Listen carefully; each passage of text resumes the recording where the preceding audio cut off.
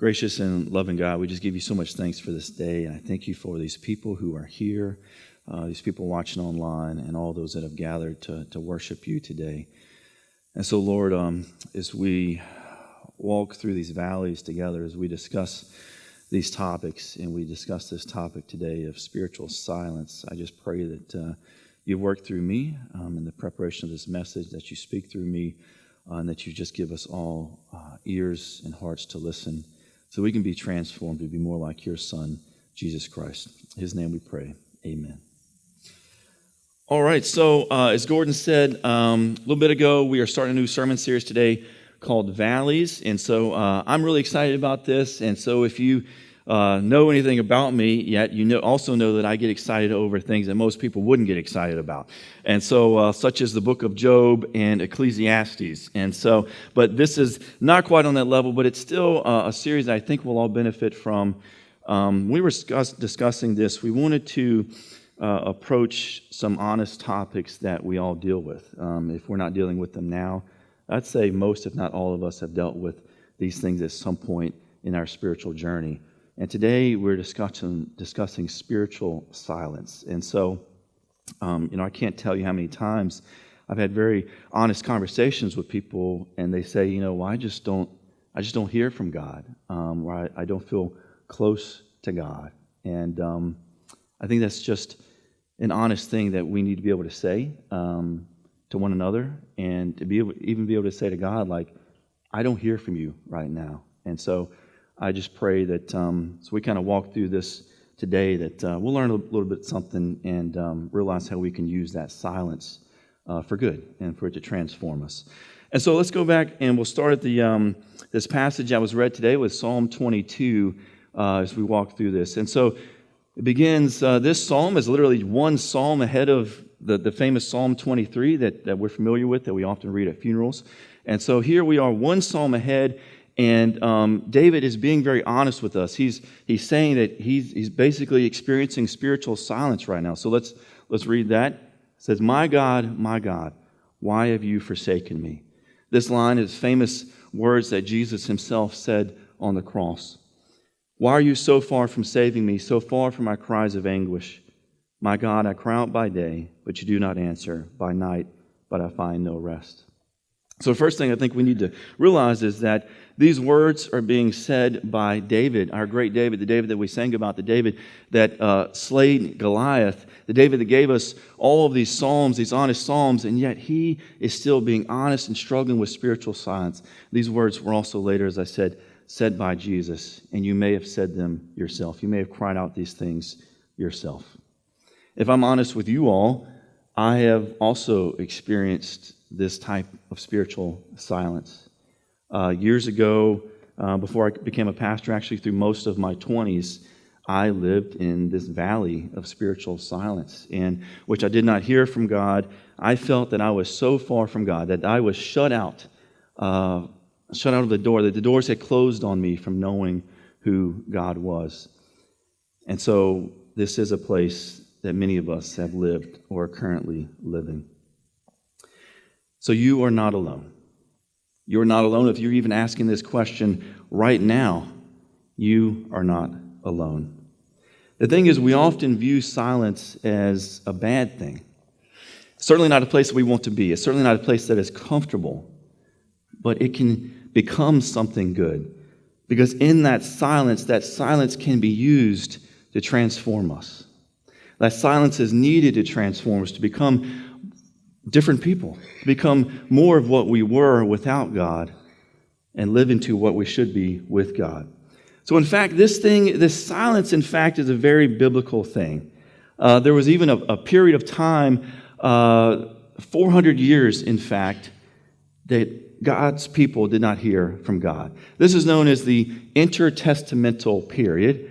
It's an interesting word, but the intertestamental period was a period of 400 years of silence that occurred between the writing of the Old Testament and the first things that occurred in the New Testament. So the first thing that's given to us is, so the end of the Old Testament would be in this small book by the name of Malachi. So Malachi is a minor prophet. It's a small book if you want to go home and read it. I know you're looking forward to doing that. It's only about 3 pages, okay? So the prophecy, the last prophecy that was given to us in the Old Testament comes from Malachi. And in Malachi 4:5 says this. It says, "Behold, I will send you Elijah the prophet before the great and awesome day that the Lord comes."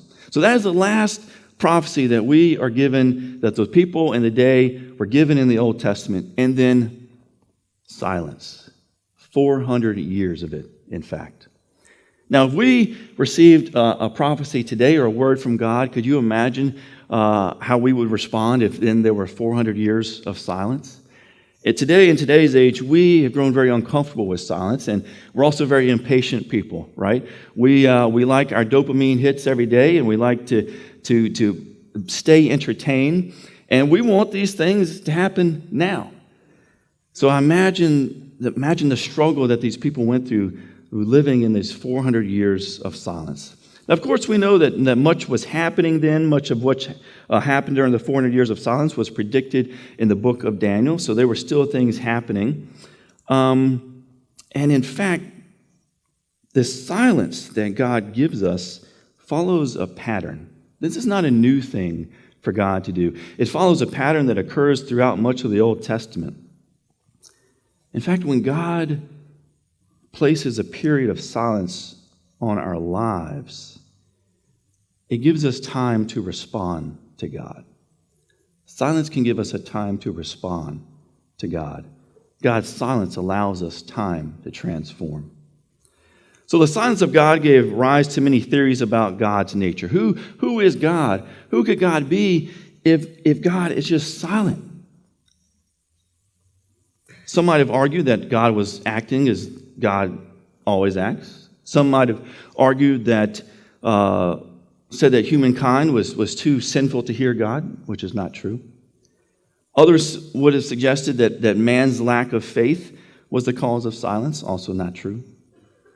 But none of these consider the true nature of God, that God had already set this course, that this long silence was part of God's plan. This 400 years of silence prepared God's people for the greatest message of all, for the coming of Jesus Christ. And then that prophecy came true in the book of Matthew. So John the Baptist came. John the Baptist was the Elijah who was to come. And Jesus himself affirms this in Matthew 11:14 when he says, "And if you are willing to accept it, he is the Elijah who was to come." So here we have this prophecy coming true. God broke the 400 years of silence with the announcement of the coming of Christ and with another prophecy that came true. So how should we act, or how should we respond when we're living in valleys of spiritual silence?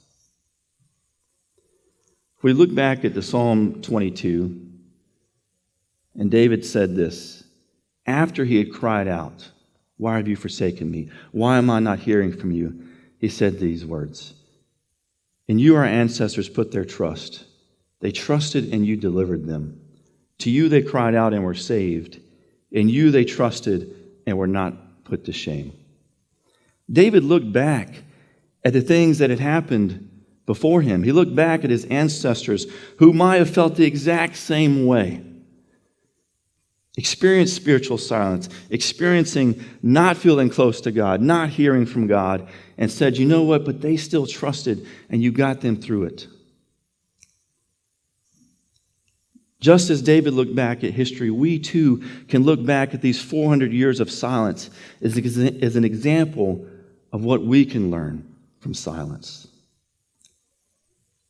In this 400 years became a beautiful liminal space. You may have heard me speak of this before.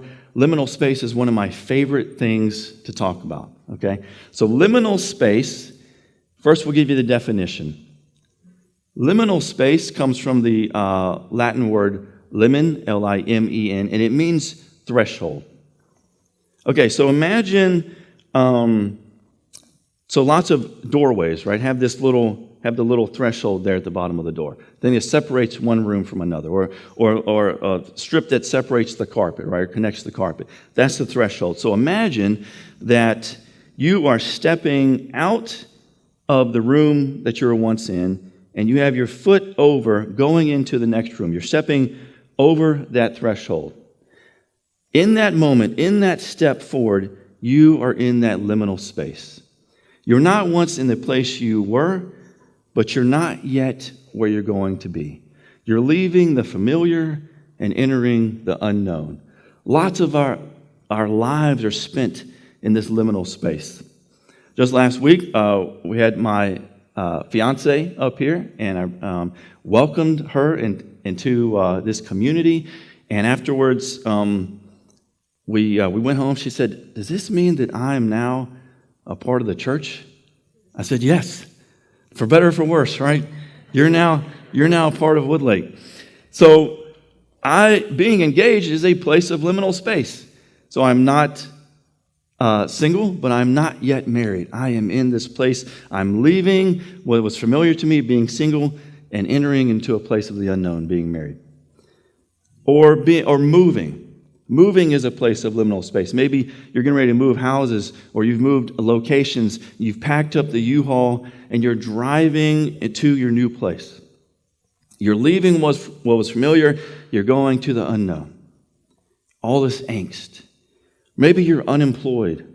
You've left a job for whatever reason, and now you're not yet into your new job or vocation. You have left what was familiar. You're moving into the unknown. It's all those periods of in-between that transform us. The place between the familiar and the unknown. Richard Rohr, one of my favorite theologians, says this about liminal space. We have to allow ourselves to be drawn into liminal space. All transformation takes place here. Remember how I said silence transforms us? Silence, liminal space. We have to allow ourselves to remain patiently on the threshold. We leave our old world behind while we are not yet sure of the new existence. That's a good space where genuine newness can begin. Get there often and stay as long as you can by whatever means possible. It's the realm where God can get the best of us, and we finally get out of the way. The threshold is God's waiting room. The threshold is God's waiting room. Many of us may be in liminal spaces right now, experiencing silence, living in the valley, waiting, silence, sickness, grief, transformation. This is the sacred space of God's waiting room. All of our transformation occurs in the space of living through those experiences, of working through those. We are not transformed on the mountaintop. We are transformed in the valleys. And we are transformed when we are at our lowest and we are at our emptiest when God can enter us the most. As I think about living into this sacred space of silence, I think of one of the finest examples of how to do this, Mother Teresa. Mother Teresa received visions as a young woman, and then for more than 50 years, she no longer heard from God. She was wrapped in a dark silence. She only once more heard the voice of God, but she believed the doors of heaven had been closed and bolted against her. The more she longed for some sign of His presence, the emptier and desolate she became. We always saw her smiling, the most joyful person, always giving herself. But now we know that in secret her life was a living hell. As she confided to her spiritual director in 1957, she said this: "In the darkness, Lord my God, who am I that you should forsake me, the child of your love, and now become as the most hated one, the one you have thrown away as unwanted, unloved, I call, I cling, I want, and there is no answer. Where I try to raise my thoughts to heaven, there is such convicting emptiness that those very thoughts return like sharp knives and hurt my very soul. Love, the word, it brings nothing. I'm told God lives in me, and yet the reality of darkness and coldness and emptiness is so great that nothing touches my soul. Mother Teresa lived in a spiritual desert, panicked that God had rejected her, or worse, that he was there in the dark hiding from her. Never before, perhaps in the history of saints, have we been given such an honest and plain-spoken account of the valley of spiritual silence. Mother Teresa had followed the call of the gospel and done all that had been asked of her by Jesus in those 1946 visions. They were visions for which her whole life had prepared her for, and visions that she lived out for decades to come. Kept secret during her lifetime, these things that had been disclosed to us so that we might understand more fully the meaning of Mother Teresa and the revolution of love that God was working in her midst. Mother Teresa gave us this quote: I am convinced that even one moment is enough to ransom an entire miserable existence, an existence perhaps believed to be useless. As Mother Teresa had pondered the years, the decades of spiritual silence, she fell back on that one moment that she had heard from God and lived according to that. She was driven by the vision she received in 1946 and allowed the silence to continually transform her and live a life of service.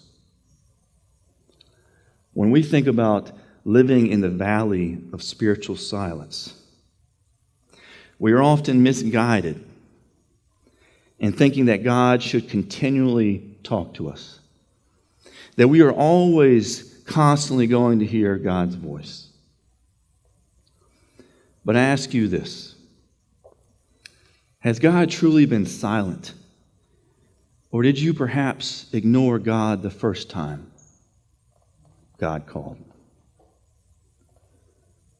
God may not continually speak to you, but one word from God, one message from God is enough to change your life. And in that word, in that moment, as Mother Teresa said, that one moment is enough to ransom an existence, to change your life. So if you want a life changed, to be transformed, if you are experiencing a valley of spiritual silence, remember these things. 1, live into God's liminal space for you. Live into it. Welcome it. Welcome it as a time of transformation, because that is where you will be transformed. Don't rush it. Don't rush thinking of where this is where you have to be, or that you're supposed to hear something else. You are in a place where you are being transformed right now. You are in the sacred space of God's waiting room. Then allow that silence to transform you. It's going to be uncomfortable, but allow the silence to transform you. God is present and not rushing you, so don't rush yourself. And if you're wondering what to do with all this time in the silence, serve God. Serve God.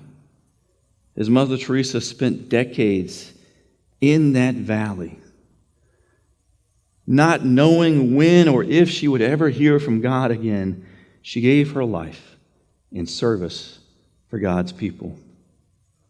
Do that. And that is enough for God. And if God has placed a calling on your life, answer it, whatever it may be. But God's silence does not mean God's absence. Remember that.